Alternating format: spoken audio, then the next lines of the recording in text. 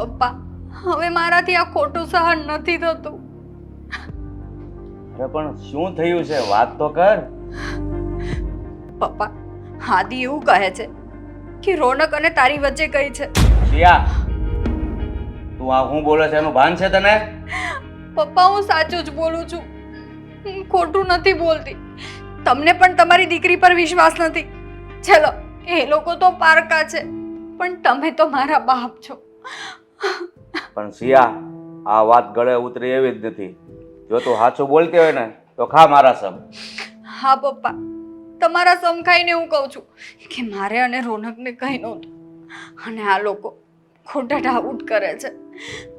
ખોટું મારાથી સહન નથી થતું પપ્પા. હવે જો શિયા, વાત એટલી બધી આગળ વધી ગઈ હોય ને તો પહેલા કોઈને મળવાની જરૂર નથી. તું એક કામ કર, તું રોનકને મળી લે અને હકીકત શું છે એ એની પાસેથી જાણી લે. ના પપ્પા, હવે હું એકલી મળવા જઈશ ને રોનકને તો એના પર પણ શક કરશે. મારે એવું નથી કરવું. કાંઈ વાંધો નહીં બેટા, હું પણ તારી સાથે આવીશ. બસ ઠીક છે પપ્પા, નહીતર આપણે એક કામ કરીએ, રોનકને અહીંયા ઘરે જ બોલાવે અને તમે એની પાસેથી બધું સાચું જાણી લેજો. હા, એ વાત બરાબર. પહેલા મને એ વાત કર કે આ આળ તારી ઉપર નાખ્યો કોણે? પપ્પા, એ જ મને નથી ખબર કે આ ફોટો હાદી પાસે આવ્યો કેવી રીતના. અરે પણ તારા ઘરમાં તારી સાસુ છે, હું સમજુ છું કે તારી સાસુનો સ્વભાવ થોડો કડવો છે, પણ આટલી હદ વટાવી ગઈ એને ખબર નહીં પડતી હોય કે કોકની દીકરી ઉપર આવો ખોટો આળ નાખે છે તો એકાબીજીને સમજાવીને હકીકતની વાત શું છે એ આપણે જાણીએ. હા પપ્પા, એમને એટલી તો ખબર પડવી જોઈએ ને કે જો મારે એવું જ હોતું રોનકની સાથે તો હું મારા નણંદની સગાઈ એની સાથે શું કામ થવા દે? શું કામ પપ્પા? એનો અર્થ એ થાય છે કે તારી સાસુ તારા ઉપર ખીજાતા હતા ને ત્યારે હું સમજતો હતો કે તને કામ શીખવાડા બાબત થોડુંક કઠણ વેણ બોલે છે, પણ ખરેખર તારી સાસુની મેલી મુરાદ તો છે જ. આવો ખોટો આરોપ કોઈ દિવસ કોઈની છોકરી ઉપર ન થાય.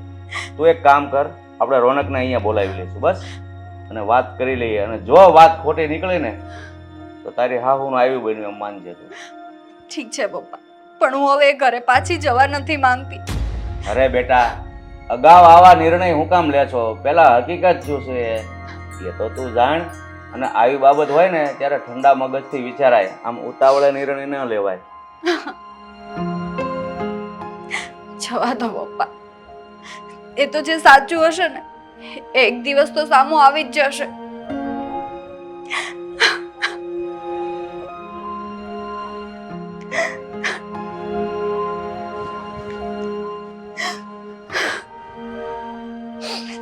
આવું મેં ક્યારેય નહોતું વિચાર્યું કે આદિ પણ મારા પર શક કરશે. ક્યારેય નહીં.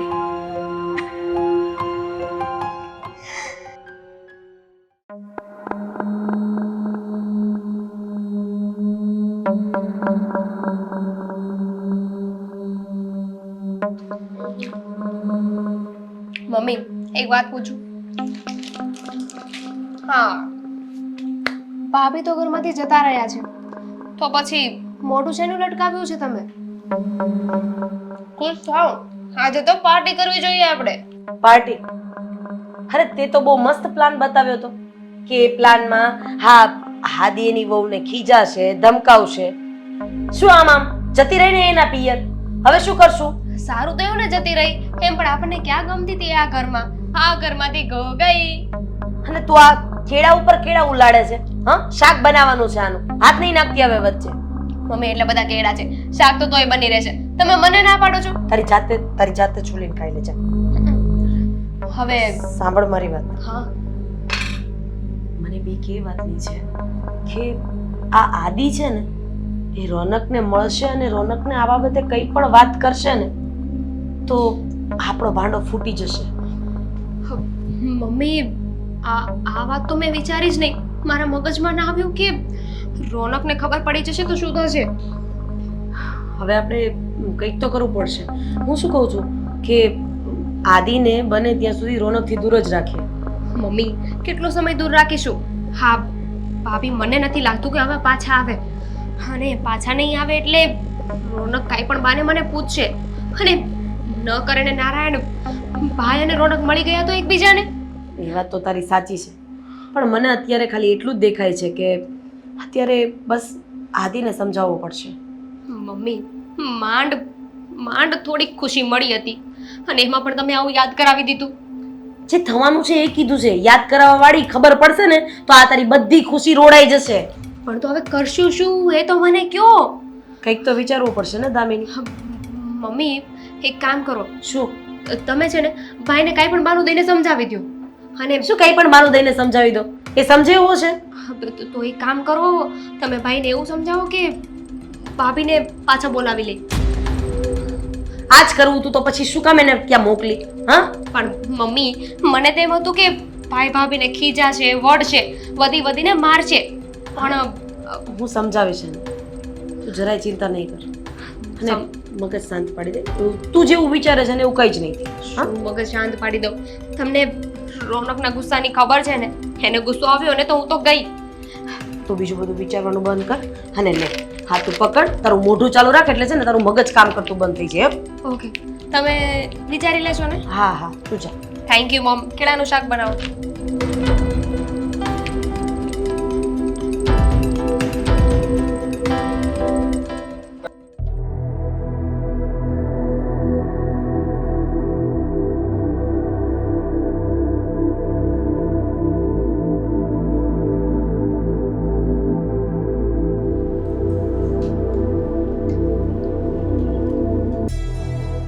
જય શ્રી કૃષ્ણ અંકલ.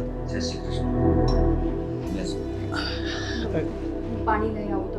ના ના, પાણી નથી પીવું, પણ મને અચાનક કેમ બોલાવ્યો? કંઈ કામ હતું?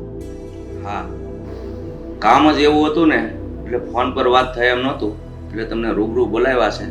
અને હું કામ હતું કે મારી દીકરી શિયા તમને કહે છે. હા હા, બોલો ને. કેમ તમે ટેન્શનમાં લાગો છો? કંઈ થયું છે? શું નથી થયું એ તમે પૂછો.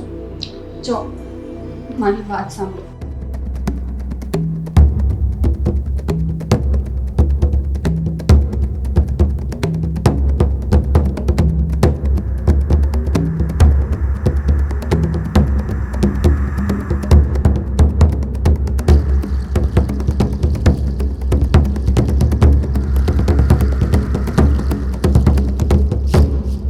તમારે એને કહેવું તો જોઈએ ને કે એ ફોટો તો કોલેજ સમયનો છે.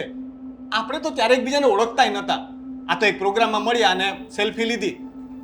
હા, રોનક મેં બધી વાત આદિને કરી, પણ આદિના કાન એટલા ભરી દીધા છે ને કે આદિને પણ હવે મારા પર વિશ્વાસ નથી. મને તો એ નથી સમજાતું કે એ ફોટો ગયો કેવી રીતના એ લોકો પાસે. હું વાત કરું, એકચ્યુઅલી અમે લોકો શોપિંગ માટે ગયા હતા ને તો દામિનીએ મારી પાસે મોબાઈલ માંગ્યો ને એ ફોટા લેતી હતી તો એની આ ફોટા પર નજર ગઈ અને ત્યારે મેં એને સમજાવેલું. બધી વાત પણ થઈ, ચોખવટ થઈ ગઈ હતી કે અમારી વચ્ચે એવું કંઈ નહોતું. આ બસ એક ફોટો હતો અને મેં યાદી માટે મૂકી રાખેલો. બધા કોલેજ સમયના યાદી હતી એ. ઓકે, હવે મને સમજાઈ ગયું કે આ લોકો ચાયથી કરી રહ્યા છે. કેમ કે પપ્પા, તમને તો ખબર છે ને, મમ્મીને, દામિની બેનને મારી સાથે નથી ભળતું. એમને બદલો લેવા માટે મારી સાથે આવું કર્યું છે. આદિને મારા તરફ ભડકાવ્યા છે કેમ કે આખા ઘરમાં આદિ એક જ મારી સાઈડ લેતા હતા. એ મમ્મીને પણ નહોતું ગમતું. હા, હું પણ સમજુ છું કે તમારા સાસુનો સ્વભાવ થોડો કડક છે, પણ આદિનો સ્વભાવ તો સારો હતો. પણ આ બંને નહીં, આ ત્રણેય લોકો મળી અને સાયને કરીને મારી દીકરીને હેરાન કરવા માટે આવો પ્લાન કર્યો. રોનક, હું તમને હાથ જોડીને વિનંતી કરું છું કે તમે દામિનીને સાચી હકીકત જણાવો, નહીંતર એ લોકો મને જીવવા જેવી નહીં રહેવા દે. એને સાચી હકીકતની ખબર જ છે, પણ તમે કહ્યું ને કે એને ફક્ત ને ફક્ત તમારી સાથે બદલો લેવા માટે આવું કર્યું છે. પણ જો એમણે આવું કર્યું હશે ને તો હવે એને ખબર પડશે કે કોઈની સાથે ખરાબ કરવાનું પરિણામ શું આવે છે. હવે હું એને જણાવીશ કે કોઈના પર ખોટો આરોપ નાખવાનું પરિણામ કેવું આવી શકે છે.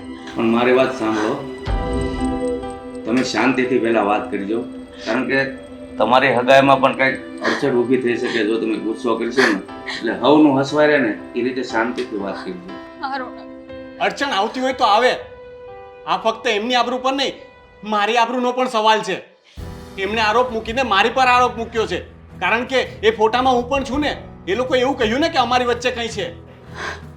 હા, તમારી વાત સાચી છે, પણ હાવના સંબંધ જળવાઈ રહે ને એવું થાય તો વધારે સારું. બીજું શું? હા, તમારા અને દામિની વચ્ચે કઈ પ્રોબ્લેમ ના આવવો જોઈએ, નહીતર એના પણ દોષી એ મને જ સમજશે.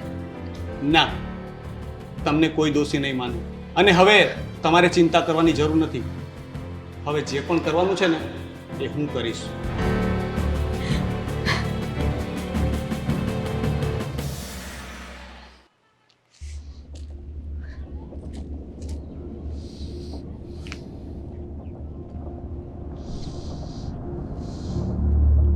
હાય. આવો. હાઉ શું હાય?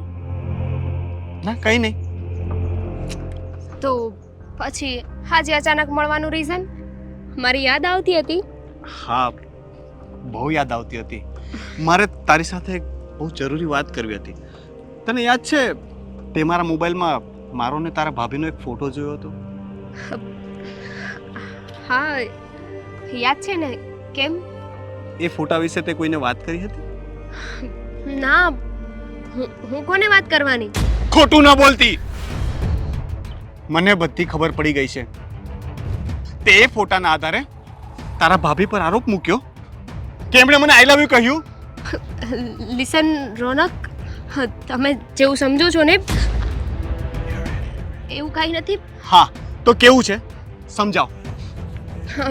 આવું બધું તમને કોણે કીધું? આવી કઈ વાત જ નથી. મારે અને મમ્મીને તો કેઝ્યુઅલ વાત થઈ હતી કે રોનક અને ભાભી એક જ કોલેજમાં હતા.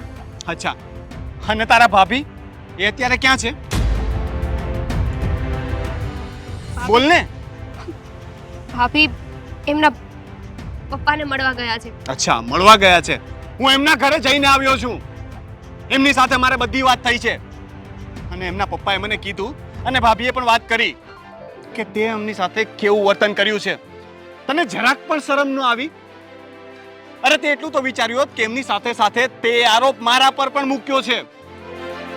છોરોની પ્લીઝ તમે સમજો છો ને કે એવું કાંઈ નથી. હું તમને એક્સપ્લેન કરું છું. હજી તું ખોટું બોલે છે. સમજાવ. આજે તો મારે બધું સમજવું જ છે. સમજાવ. એકચ્યુઅલી ભાભીના અને મમ્મીના ઝઘડા બહુ વધતા હતા ઘરમાં, એટલે મારે આવું કરવું પડ્યું. કરવું પડ્યું? એક ખાનદાન સ્ત્રી પર તે આટલો ખરાબ આરોપ મૂક્યો? તને શરમ ન આવી? પણ ભાભી એ જ લાગના હતા. અચ્છા, સરસ. ચાલો, મારે હવે આ વિશે વધારે ચર્ચા નથી કરવી. મેં તને જે કામ માટે બોલાવી હતી ને એ કહી દઉં. મારે તને ફક્ત એટલું જ કહેવું છે કે હું આ સગાઈ તોડું છું. રોનક, મારે તારી સાથે હવે કોઈ સંબંધ નથી રાખવો.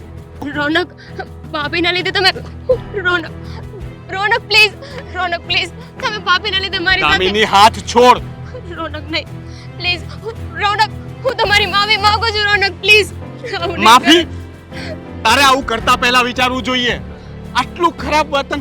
અને એક વાત કે તું જો તારા ભાભી સાથે આવું કરી શકે તો કાલ ઉઠીને મારા પરિવારમાં પણ કોઈ સાથે આવું કરી શકે.